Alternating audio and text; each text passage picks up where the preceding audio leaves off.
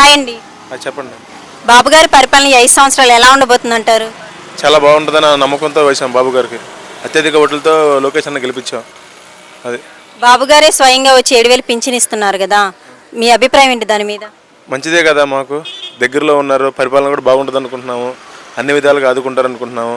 మా అమ్మగారు నిన్నే ఇచ్చారు పెన్షన్ 7,000, బాగానే ఉంది, ఎటువంటి ఇబ్బంది లేదు. ఇలా ఏసీఎంఐ అని ఇచ్చారా? చూద్దాం, బాబు గారి మీద నమ్మకంతో వేసాం ఓట్లు, బాబు గారు మంచి చేస్తారని అనుకుంటున్నాం. నారా లోకేష్ గారి గురించి మీ అభిప్రాయం అండి?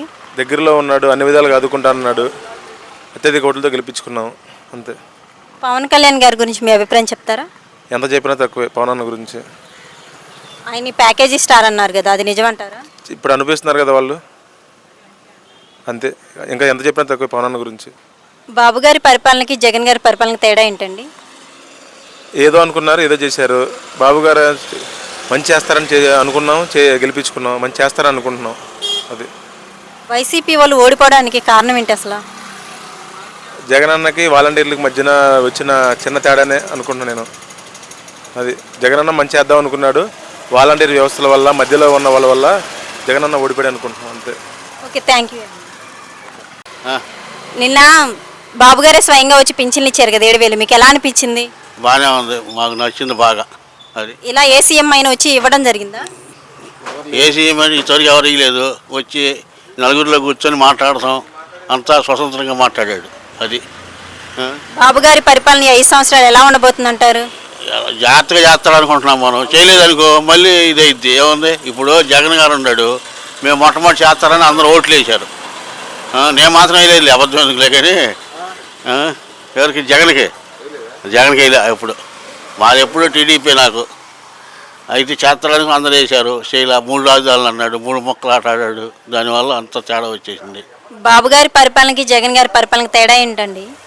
100% పాలు బాబు గారి పరిపాలన బాగుంటుంది. వెనక నుంచి కూడా అదే. మామూలుగా ఏదన్నా ఉందనుకో సమస్యలన్నీ రైతులకు కానీ అందరికీ సమస్యలు బాగుంటాయి.